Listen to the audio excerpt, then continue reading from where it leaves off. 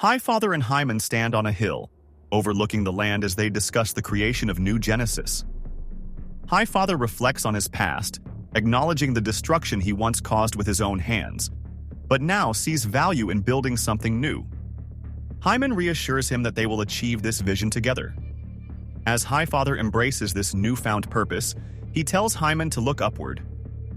Their attention is drawn to Adonai, the god of structures, who is shaping Highfather's grand vision into reality with metal, stone, energy, and magic. The city rises with beauty and strength, but Highfather feels something vital is still missing, a true heart to give it life.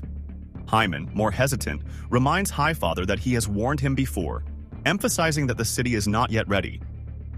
Hyman recalls discovering Element X in the ruins of Galactica, marveling at its intelligence. He has crafted a mother box, a thinking device that attempts to interpret and refine Adonai's creation. Highfather sees the mother box as a key part of his vision, while Hyman remains skeptical, viewing it as only a fragment of something greater. Highfather insists that decisions must sometimes be made with faith, just as he once traded a weapon for a shepherd's staff. Highfather instructs Hyman to construct a larger mother box at the heart of the city. He envisions it as the core of their creation, ensuring its stability and purpose. Aware of Hyman's concerns, Highfather reassures him that even if disaster strikes, their dream will endure, and he will not let it fall. A promise that will be challenged in the future. We transition to the present, where New Genesis is under sudden attack from Karok's forces, with enemy ships bypassing its defenses. Lightray assesses the damage, recognizing that while the first strike was strong, it is not catastrophic. He states Vizak has already refortified defenses, while Magnar and the Shield Runners move to intercept enemy forces in the north. Lightray offers to take out the ships, but Highfather has a greater priority, ordering Rahau to strengthen the barrier around the mother box at the city's heart. The enemy forces pour out of a massive battleship, swarming onto New Genesis in a full-scale invasion. The enemy army, a mix of warriors and monstrous beings, charges forward with relentless aggression. Watching from above, Shadowfall, the mystical archer, stands ready, her silhouette framed against the sky as she prepares for battle. Highfather places his faith in her, knowing she is their best hope to hold the line. Shadowfall takes her position and prepares her mystical bow, drawing energy into her arrows.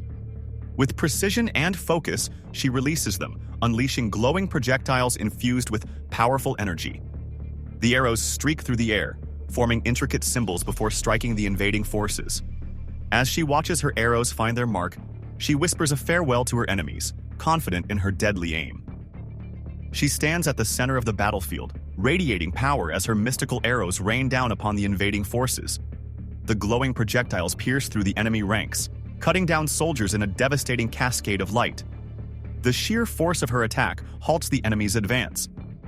On Earth, Big Barda charges into battle, effortlessly tearing through Maxwell Lord's forces. She lifts and hurls an enemy aside while warning them to stand down. When one of the soldiers opens fire, she barely flinches, the bullets bouncing harmlessly off her armor. Unfazed, she delivers a devastating punch, sending another enemy flying backward. Mr. Miracle spots the taxi carrying the Godchild he and Big Barda are trying to protect. He leaps onto the roof of the speeding vehicle, startling the passengers inside. Hovering upside down, he politely asks the driver to pull over. The panicked driver slams the brakes, sending the taxi skidding to a halt. Barda checks in on Oberon, who is holding her baby, while her mother box pings with an urgent message. Oberon speculates that Mr. Miracle is busy calming down the people in the taxi and explaining the situation. Meanwhile, Mr. Miracle gently reassures the boy and his family, introducing himself as scot-free. He promises to keep them safe. Barda's mother box delivers a grave message. New Genesis is at war. Oberon and Big Barda sense a shift as Orion arrives, declaring that the 7 days are up. Orion coldly reminds Scott that time flows differently in the Fourth World, emphasizing the inevitability of their conflict. A flashback reveals the weight of this deadline, as Orion laments his failure to act sooner. He berates himself for hesitating, believing he should have killed the child immediately, as ordered. Mr. Miracle, however, resists, insisting that none of this should be happening. Back on New Genesis, Rahao reports to Highfather on the state of the war, detailing how Shadowfall wiped out the first wave of Karok's forces while Lightray is eliminating the remaining mobile ships, and Magnar continues to hold the southern front, strategically striking key enemy units. Despite their efforts, Rahao acknowledges that their larger force is defensive, not aggressive, limiting their ability to press an advantage. Highfather, watching the chaos unfold, solemnly states that simply holding the line will not be enough.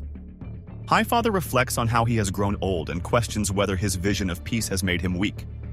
Rahao dismisses this doubt, insisting that even fools dream, but their dreams still matter. Highfather walks away in silence as Rahao questions where he's going. Reflecting on the weight of his choices, Highfather acknowledges that saving one life often means sacrificing another. Meanwhile, Karok's commander reports that their forces need a new landing site and suggests clearing an area in the northern mountains where an archer has been delaying their troops. Karok, indifferent to the cost, orders the zone to be bombarded, accepting that many of his own will die in the process.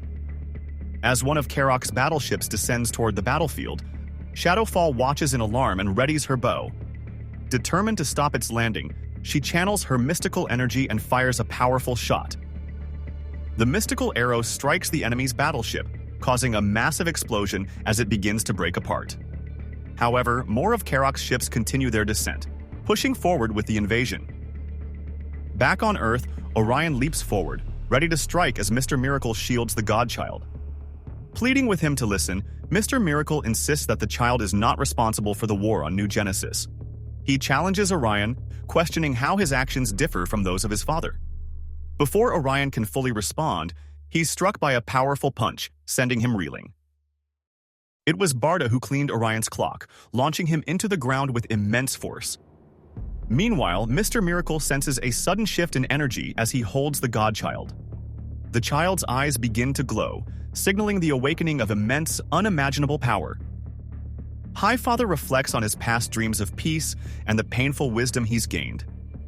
Now armored and resolute, he acknowledges that sometimes one dream must die for another to survive.